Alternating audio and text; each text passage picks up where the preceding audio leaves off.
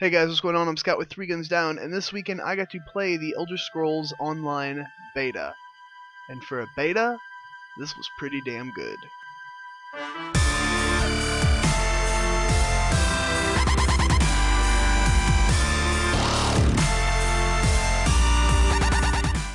Now, the portion of the game that we got to play actually started from the beginning. I don't know how far we could have gone into leveling because I never actually hit that barrier, and I tried to ask around, but it didn't seem anybody else hit that barrier either. So they may have been giving us a pretty decent chunk of the game there, although we only had the weekend to play it with, and I did have some other things going on this weekend, so I couldn't get to everything. Now, we did have 3 classes available to us to play. They were the Sorcerer, the Templar, and the Dragon Knight, and the 4th one was like a thief class, almost a ranger. I don't remember the exact name, but they were stealth oriented. I played the Sorcerer and the Templar. Now, it's really interesting. This is literally Skyrim Online. Like, literally Skyrim Online with some tweaks and changes. Honestly, this is, in terms of graphic fidelity, this looks as good as Skyrim. It really does. And that is mind-boggling for that to be on an MMO. I really thought they would have to downscale a lot. Character models do suffer a bit, but not as much as I thought they would. And the customization is all there. It's just like making a character in Skyrim. There are hundreds of options, and your character will look completely different from anybody else's character. Now, we did have access to play all the races and all 3 different covenants, and all the areas were really quite well done. The Ebonheart pack, which includes the Dark Elves in them, is more centered around Morrowind, was very gray, tony. There were some areas you could see ash falling out of the sky. It had a Morrowind-esque feel to it, although I kind of quickly got tired of that area and moved on to another class and another alliance to play with. I moved on to the Aldemiri Dominion, and I actually played a High Elf, and I really liked that area. It was very bright, pretty forests.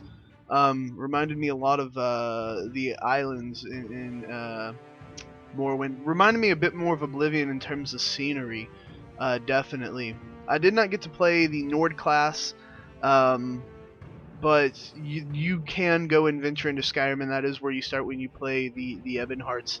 And there are some very wintry themes, whole forest. There are some very familiar areas you will also get to see as well, which I thought was really cool. Now, Imperials are not there to play as a race, mostly because Cyrodiil, which is the center of Tamriel pretty much, is in the middle of the war, and that's going to be the giant PvP zone. So Imperials were not a playable class. And I was just playing through this game, I saw a problem. Where are they going to go with expansions? Because sure, they could add Imperial as a race to play, but I feel like they'd also have to add another class. Now, I'm assuming they're not showing us all classes. They're only showing us 4 because those are their 4 most complete, most done classes. And honestly, as a beta, not very buggy at all. If this is their beta, I'm thoroughly impressed with their beta. There were a few voiceover bugs here and there, but I'm assuming this because the voiceover work wasn't done yet, or it hadn't been put into the game yet. Which was pretty comical to actually sit there and watch, because you'd be talking to a character and they'd be talking in their actor's voice, and then they'd switch to this robot voice. It was funny as hell. It created some great moments. Like I said, I can't show any footage of the actual game because this would break the TSO, terms of service, I had with them. But I can talk about it all I want. Now, by far, after playing around some, my favorite class to play with versus Sorcerer or the Templar was the Templar. They were much more melee oriented, and I'm a melee oriented kind of MMO person. I have started to get into ranged in other games, but I always go back to my Paladin on World of Warcraft. I always go back to my Warrior. I always go back to tanking, Terra. You know, I'm always a heavy armor plate, melee-oriented character, and melee felt really good. The combat system felt really good, and it actually felt like an improvement over Skyrim. Oddly enough, I thought it would be at about the same level, maybe worse, but it did feel like an improvement. You can block dual wielding. Finally, we don't need an add-on or a mod for that on PC anymore, but you can block dual wielding, and you can actually push off and disrupt special enemy moves. Like if they're doing a big charge attack, you can disrupt that, or you can block their big charge attacks and they will be stunned and disoriented momentarily. So there was a combat of kind of like a rock paper scissors type deal. You would attack, they would attack, you would block. You would do a big power up. If they were blocking at the time, you would be disoriented, or vice versa. And the special moves that they use, you could also interrupt those. Now, as far as this is going to work in dungeoning, you could explore dungeons by yourself. There was lots of that. There was lots of, in terms of questing, there was a bit of MMO sagginess where it's like, go here, collect this, do that, you know, so many of these, but not a lot. And it really didn't weigh down the questing experience like I thought it might ruin in many cases, in many scenarios. It just didn't, because they kept the questing experience very fresh with people you could run in and interact with. There were kind of main quest hubs in main cities. You would find 3 or 4 quests there, but that was to be expected because there are a lot of people there. But you would also go out and you would find random people that had been injured, or you would run into somebody that would run up to you and interact with you and offer you something to do. These weren't things that you had to actively go seek. NPCs came up and interacted with you themselves, which was really, really nice. And they've done this in a really, really clever way. They've given it a single player vibe in an MMO experience, and I really, really like that. Everything is voiced over, so every time you talk to somebody, you have options, just like you would in Skyrim, to choose your dialogue option that it gives you.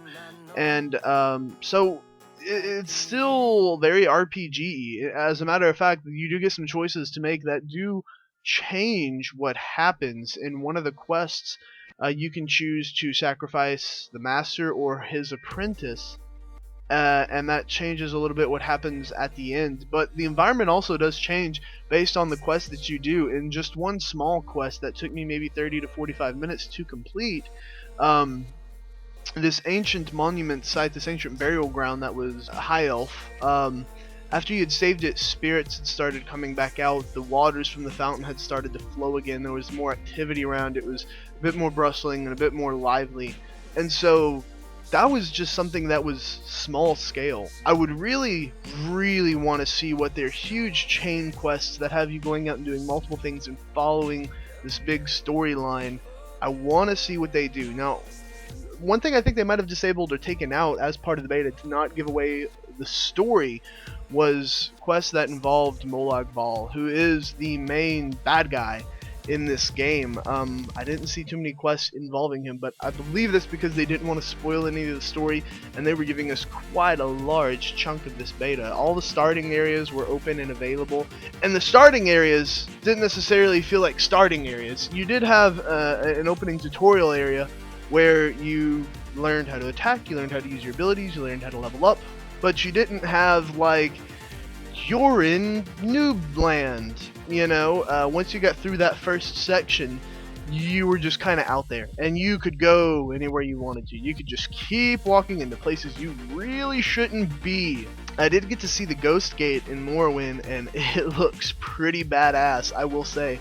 And the game's visuals, they're pretty awesome.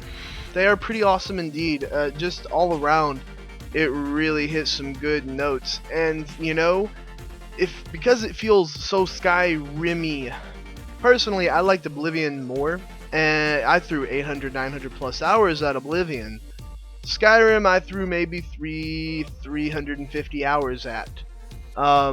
So I very clearly favored Oblivion, but it felt like Skyrim in a way that was good, that was better than Skyrim almost. Now, in terms of abilities, leveling up your abilities, what your classes can and can't wear, well, it kind of really doesn't exist. You level up just like you do in Skyrim. The more you use an ability, the more it levels up. The more I was using this one stabby move that my Templar had, the more it leveled up, and the more I could go into that tree. Your class does have 3 trees, and each one differentiates kind of a bit in their role. The Templar had a healer class, they had a raw DPS class, and they had more of what seemed like a tanky class, a up-in-your-face class, really drawing the attention kind of class. And that was kind of obvious after playing MMOs for so many years. You pick up on that pretty quickly as to what class that is and what class that isn't. But I could have ran around wearing leather with my Templar, and my medium armor would have increased, but I was wearing plate.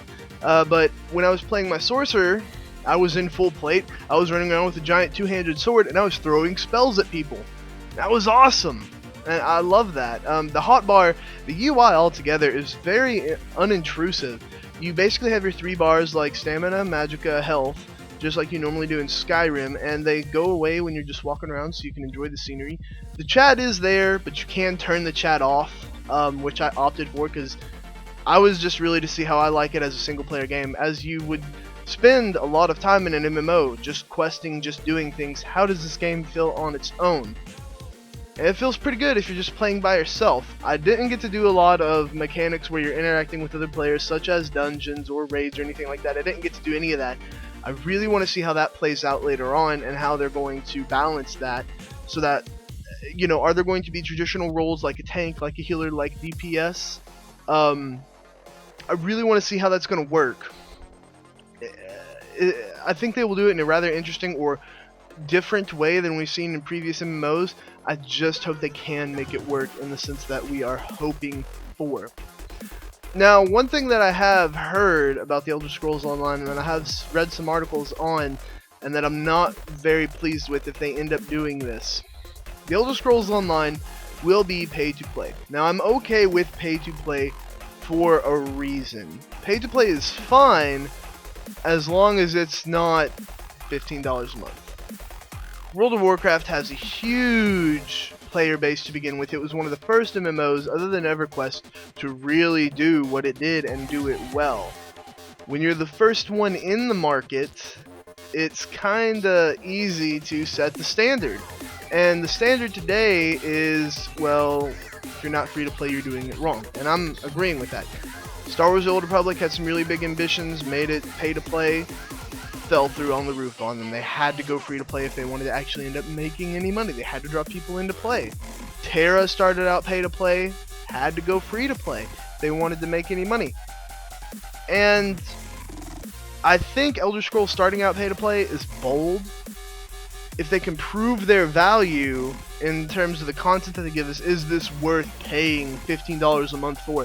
What they really need to do is come in at $9.99 a month instead of $14.99 a month, because that $5 difference, when people start looking at World of Warcraft, Elder Scrolls Online, 15 versus 10, that does make a huge difference in someone's head. And this is also going to be available on consoles. So if I'm paying an Xbox Live subscription or a PlayStation Network subscription, I'm going to have to pay the Elder Scrolls Online subscription as well. So that's $30+ a month in just to be online when I'm already online. Like, can't Xbox and PlayStation do some kind of package deal where you can have PlayStation Network and Elder Scrolls Online for, I don't know, $15, $20 a month? That would be really nice to see. I don't think they'll do it. But the other worrying thing I've really heard is that even though this is going to be a pay-to-play game, it is going to have a real money shop, a cash shop. No. No, no, no, no, no, no, no. If Elder Scrolls Online has a cash shop in it, that's going to kill it. That right there will kill the game. Now, maybe they're trying to think ahead and being like, well, we know we're going to go free to play eventually anyway because nobody's going to pay for the subscription, so we're going to have this cash shop just in place. But if I'm paying $15 a month for a game, plus the initial $60, which is going to cost, the game is going to cost a full $60, not a $40 like most MMOs are released at. It is going to cost a full $60, plus the $15 a month. If I bought it for $60 and I'm paying $15 a month to play the game, I'm sorry, no content should be locked for additional money. None. Period. Now, if you're free to play, that's fine, because you have to make money as a business, as a company. That's totally understandable, but the game's free to play in the first place.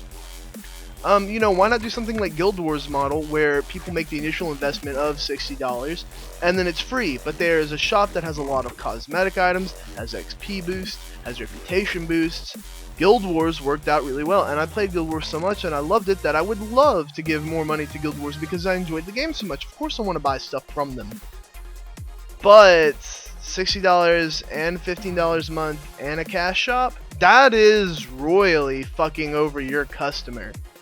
So, the Elder Scrolls really does have the potential to be a very good MMO, and I mean very good.